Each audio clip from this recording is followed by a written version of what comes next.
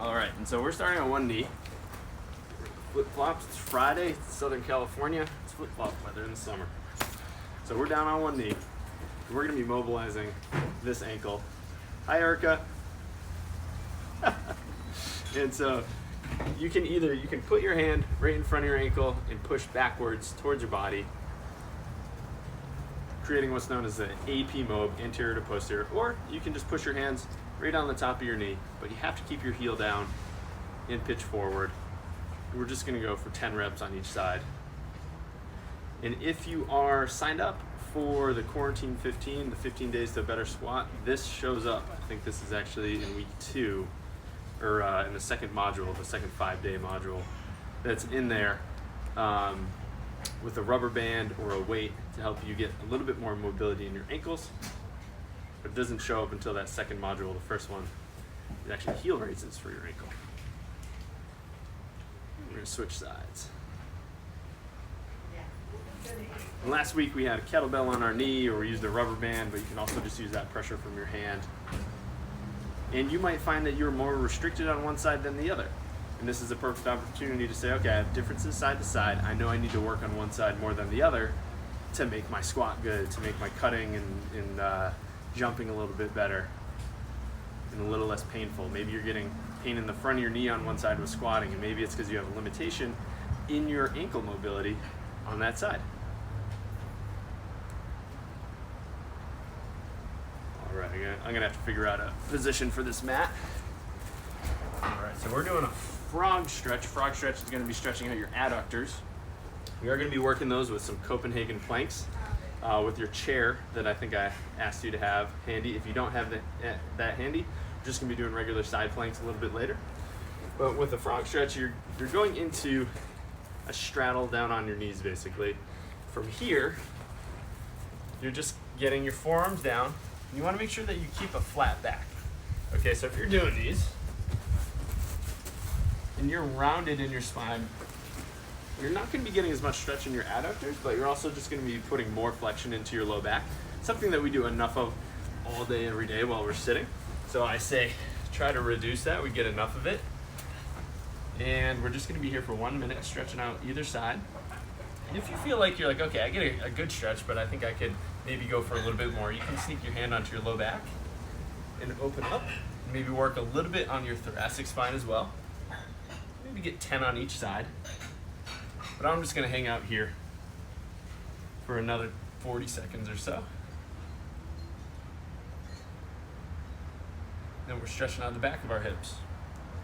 Going into a figure 4 stretch, nice and relaxing. Open up the back so we can get a little bit more depth into our squat.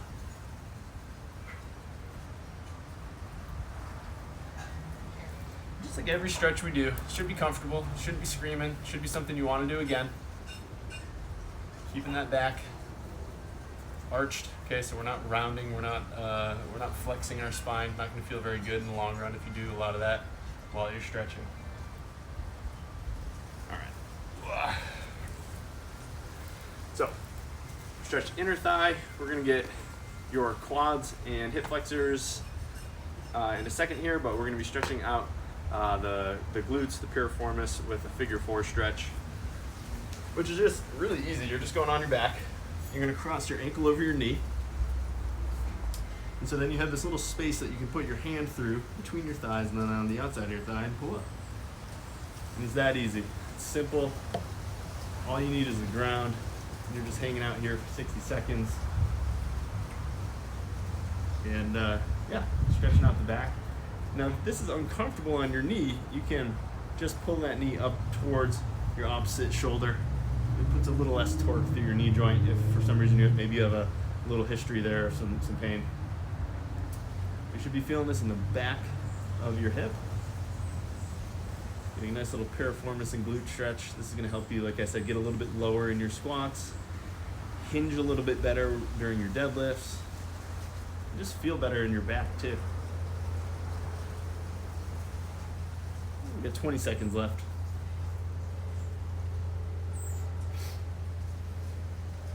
I don't want to say we have an abbreviated session today, but it is a little shorter because the work that we're doing is a little bit more difficult than we're used to. this would be more of an advanced rehab progression. Say if you're having knee pain, back pain, hip pain, we might be doing a lot of this stuff if you were to come into the clinic. This isn't just ankle weights on the table kind of stuff today. It's also great for just training, working on your strength, building up your endurance, your strength. Depending on the rep range you choose, could be hypertrophy too, help you grow a little bit of muscle.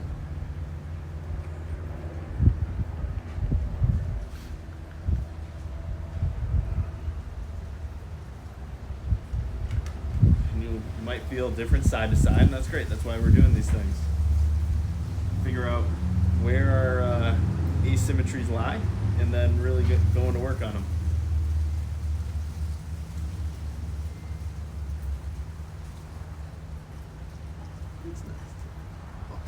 Okay, so I gotta say, this is a new one to the virtual clinics here. It's called a reverse Nordic. So a Nordic hamstring curl is where someone holds your heels down to the ground and you fall forward and control yourself down with your hamstrings. That's for your hamstrings. So a reverse Nordic is for your quads, and it's actually gonna be an abdominal exercise as well. It isn't side to side, so it's not one side versus the other. We're just warming up our quads. It can be considered an active stretch. So this would be something that you might want to throw into your warm-up when you're getting ready, if it's leg day at the gym, or if you know you're going to be doing squatting, deadlifting, running, that sort of thing. Reverse Nordics are awesome because they incorporate a global movement pattern. So you're incorporating just more than your quads. You're getting your abs and your hips involved as well. So what you're going to do is you're going to try not to kneel on the rocks on your mat, but you're going to squeeze your butt, tall in your chest. As far as your hands go, you can make it harder by bringing them up. You can make it easier by keeping them down. I'm going to put mine right in my abs so I can feel myself contracting. And then you're going to go back as far as you can while maintaining integrity in your trunk. So if you go back and then all of a sudden you start arching your spine, you've gone a little bit too far. You've created too long of a lever of your body from your knee to maintain the integrity of your trunk. We don't want to bother your back. And so even if yours just looks like this, even if you're just doing little, smaller movements, that's fine. We're just warming up our quads. We're not doing anything that's there to develop a lot of strength. Now, if you were having some patellar tendonitis, I might use this to start incorporating some strengthening initially. But for right now, we're just using it as a warm-up. You're gonna go for 8 more. So tighten my trunk, tighten my butt, as far back as I can go, and then forward.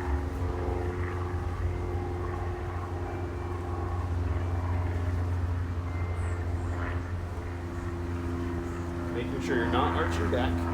We got 4 more to go.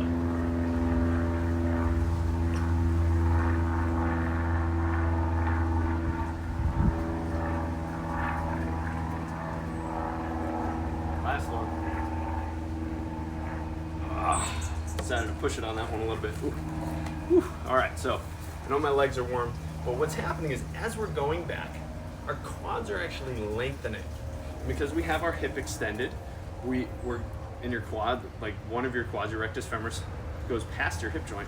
We're getting some stretching with that exercise. At the same time, we're having to create tension, so we're eccentrically using that muscle. So we're creating lots of force, but we're lengthening it, which provides a little bit of a stretch. So we can get ready to move for these next things that we're about to do. All right, so we're gonna need our bands, and they're going around our ankles. I gotta pop off 1 second here. Okay, so we got our bands. This is gonna be working a little bit of balance, which is an important part of single leg work, right? If we're standing on one leg doing the work on that side, we need to have good balance. At the same time, we're gonna be working on the strength and control of our opposite hip. And so this is going to feed into our single leg deadlifts, which we're gonna finish with today. So you're gonna be in a little hinge position, which a hinge is just your butt going back and your knees bending a little bit. And from here, you're gonna load up one side. So I'm gonna load up my left side. And I'm just gonna reach out and touch my toe directly out to the side and a little bit back behind my body, and then controlling back to the start. If you have a really heavy band, you might wanna stick more to 5-6 reps. If you have a really light band, you're gonna bump up to maybe 10-12 reps. And I'm right in the middle, so I'm gonna shoot for 8 on each side. And so I'm working on the balance of my stance leg while I transition from stance to stance. I'm also using my glute to reach and build up maybe a little strength, a little bit of endurance in those muscles. At the same time, I'm controlling what my trunk is doing, so I'm incorporating it with spinal stability, trunk stability for the whole body movement, right? So it's not just about isolating one thing at a time. We're trying to incorporate it into the way we move as a whole. I'm going to switch sides, so stance leg, switching out to the side.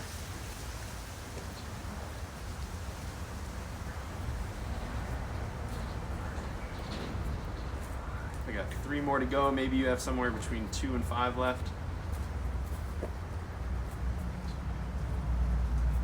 3. Okay. Oh, okay. I am sufficiently warm. I'm ready to go because we're going to be doing some single leg squats. Whew. All right. So if you have your chair, grab it. If you don't have a chair, that's cool. We'll figure a way out how to do this. But we're going to do a rear foot elevated split squat, or a single leg squat, or third option is a single leg squat with assistance. And now if you are feeling up to it, you can grab your weight. So I'm going to show you the easiest version, which is a single leg squat with assistance. And now if you need assistance, it's unlikely that you should have a weight. Because if you need assistance, it means that your strength levels probably aren't high enough where you should add resistance. You should just work on mastering the body weight first, and that's cool. For everybody else who's not going to be doing this, maybe just check it out and realize it's an option as a warm-up, or maybe if you're traveling, to have a chair. You're going to be seated with one heel out in front. Now my work leg is the one that is further back. The assistance leg is the one that's out in front. I can have my hands out in front, or I can have them against my body. I can put them up overhead to make it a little bit harder. I can drop them down low to make it a little easier. But I need to make sure that this foot, actually I'll go this way, here we go, so you can see me a little better on this side. Gotta make sure my heel's down on the ground, because I don't want to be squatting with my toes up. Could put a little bit too much pressure on my patella right now. It's not what I'm after.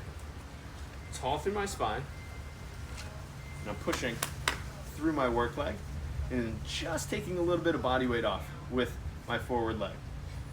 And I'm down, and then up. And so this is the assisted option. If you know you can't do a single leg squat, this is where you're going. We're going to be doing a set of 8 on each side. So if that's your option, you get going on those. I'm going to show the other 2 options while you're working.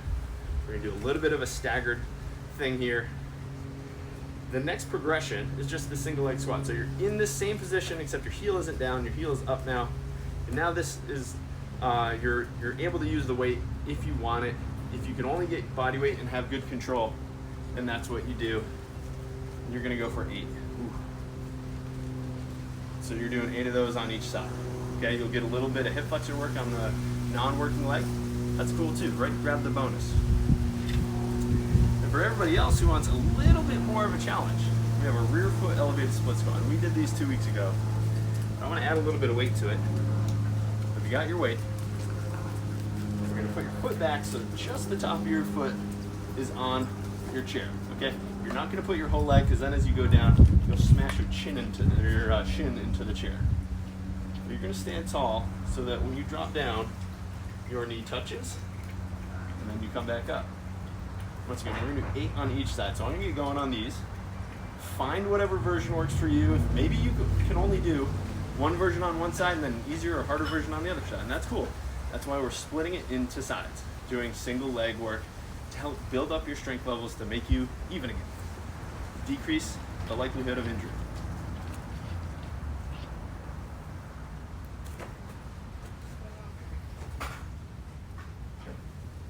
Stay tall through your chest regardless of what version you're doing.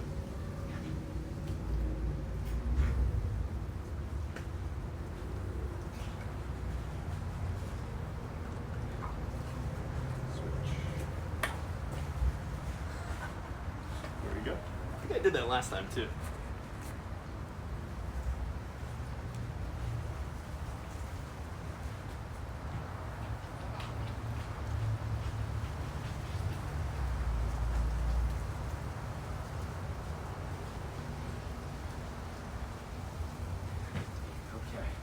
Awesome. So take a little break before moving on here. We're gonna be doing a variation of a bridge with our chair. But if we're trying to build strength, we need to work within certain set and rep ranges. These things work, they've been studied. Working in the higher ranges of 12 to 15 reps is not gonna build your strength unless you're starting from absolute zero. If you have some sort of training background, exercise background, you're probably gonna wanna sit more in the 1 to 6 rep range. Anywhere in between there, 3 to 5 sets. So you need to find a weight that makes that challenging. Now, if you wanna just build reps and go through the motions and practice and the balance, that's okay for the higher reps. But if you're in the clinic and I notice that you have strength deficiencies and we need to build strength on one side, I'm gonna give you a weight or an exercise that challenges you so much that you can only get 6 reps, okay? And you say, Mike, I could do maybe 2 more reps. So if you could do 8 reps, but we're only gonna do 5 or 6, okay? So you use your 8 rep max to do 5 or 6 reps, and that's a great place to build strength. Anything more than that, you're gonna build size, but not necessarily functional strength. More than that even, and you get to the higher rep ranges, you're gonna build endurance, but you're not gonna build much strength or functional capacity. So I work a lot in lower rep ranges, which is not what people are used to doing when they're in physical therapy. But you have to consider what are the functional goals of these people or of yourself. If your goal is to get stronger, you have to train to get stronger. You're not gonna get bulky unless you train to get bulky, and that's this very specific set and rep range and a very specific eating style, right? If you go to your gym, if you go to your big box gym and you find the biggest guy in there, biggest muscular guy, and you say, hey, how easy is it to get big? He's gonna laugh in your face, or she's gonna laugh in your face, because it is very, very hard to get bulky. You have to eat a lot and you have to train a very specific way. Okay, that's my little rant while I took a break. But we're gonna be going a little bit more into the hip-oriented stuff, where we just went over some more quad-oriented stuff like the reverse Nordics and the single leg squats. We're gonna be doing a single leg bridge, elevated on the chair. It's gonna bias our hamstrings a little bit more. And we're gonna do some single leg deadlifting at the end. And we're gonna sneak in a plank right in the middle there to give our glutes a little bit of a rest. So your weight will be put off to the side, and you're gonna be laying on your back with your heels on the chair. So what you're doing is you're right up here, hands are down or hands are up. Hands are up is gonna make it a little less stable for when you go up in the air, and that's just gonna challenge your trunk a little bit. That's cool, okay? Everybody's exercise is a little bit different. I'm gonna keep my arms down. But what you're doing is you're gonna have one leg off of the chair, whether it's here, whether it's crossed, whether it's just bent, that's up to you, whatever you like. But from here, I'm gonna dig my heel down into the chair, and I'm coming up. So I do feel my hamstrings working. That's okay. Typically in a bridge, I wanna make sure that it's almost exclusively in the glute that I feel, but I'm gonna feel hamstring and I'm gonna feel glute in these. We're gonna make 10 reps to get ready to single leg deadlift, and we're actually gonna be doing 8 single leg deadlifts because we have a medium weight, and we're just patterning that today. 6, 7, 8. We have 2 more, and then we're switching. 2. Switch. 10 on each side.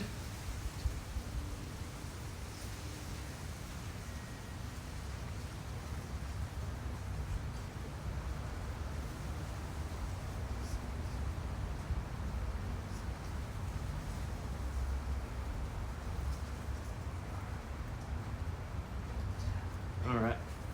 So I felt that a lot more on my right side than my left side. Whew. Okay, and so if you have your chair here and you can stick your leg under it like a chair like this, keep it around. If maybe you're using a coffee table or something that's gonna possibly break when you put your body weight, or more body weight than you were just putting on there, push it aside and we'll just do regular side planks. But for those of you who have a chair around like this that's gonna be able to support your body weight, we're gonna be doing Copenhagen plank, or Copenhagen side plank, which is basically a plank that's going to work your adductors, which we stretched at the beginning, right? We did that frog stretch to stretch these guys out, to get them ready neurologically, to put some weight through it. And now we're doing side to side, so we're going to get each side, we're going to work on those, breaking it into halves once again, because we might have a dominance on one side versus the other. And this can kind of highlight that. You say, okay, where do I need to spend a little bit more of my time? And so we've got our chair. You're gonna put your leg up on the chair. Your other leg's going underneath. And you're gonna go up into a side plank. Now this leg is kind of free to move around if you want to, but we're gonna be holding here 30 seconds, working those adductors on the inside. I'm long through my body. Okay, I'm not pushing my butt back. I'm not arched back, pushing my hips forward. Just in line. About 10 seconds left, and then we're switching. If you can't do this or you don't have this chair laying around, you're just doing a regular old-fashioned side plank, something that you know how to do. Okay.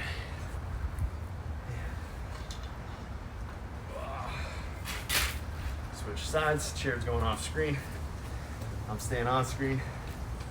All right, here we go. So, if you're just doing regular side plank, you can drop down to your knees and go right here, work on the outside of one leg and the outside of the other. Still doing asymmetrical or single leg work. Everybody else going legs up. And here we go, we're going 30 seconds. Once again, your whole body is in line. Shoulders to toes, or shoulder to ankle really, is a straight line. So I have to squeeze my butt, gotta use my adductors, and brace my trunk. Here we go. 30 seconds. Just breathing, and then we're on to single leg deadlifts to finish. And then it's Friday, it's happy hour, it's the summer. Maybe a nice agua fresca, maybe some tacos, maybe it's a cocktail, who knows. 10 seconds left. Oh, and I'm burning. I feel my obliques working. 3, 2, 1, and down. Whew. And once again, we're doing all this. It's part of an injury prevention program. Now, if you maybe had a sports hernia or a hamstring strain or maybe hip flexor tendonitis, something going on there, these are all things that would be really beneficial to help introduce some trunk stability, some strengthening work to the area. It's your favorite exercise and mine. King of the lift, single leg deadlift. If you don't have a weight laying around, we're working on the patterning. If you have a weight laying around, say it's a moderate to heavy weight, you can just sit there and do 5 reps on each side.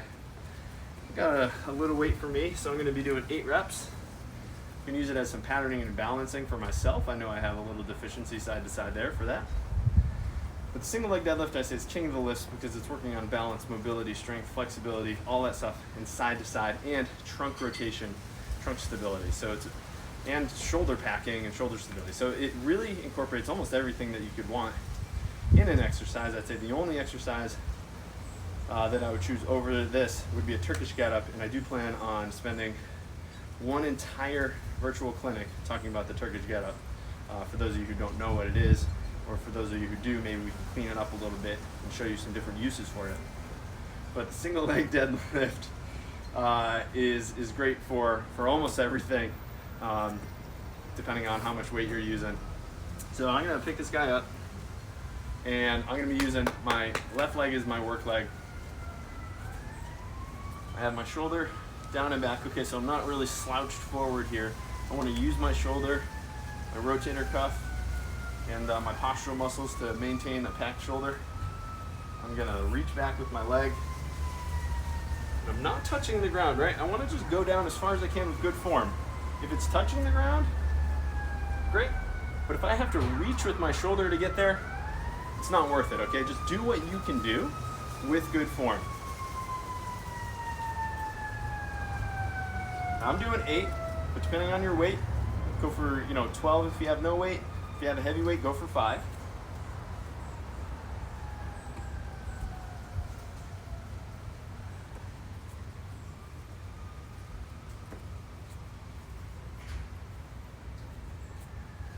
Two more for me. And then we're switching. We've got a great cameo coming up.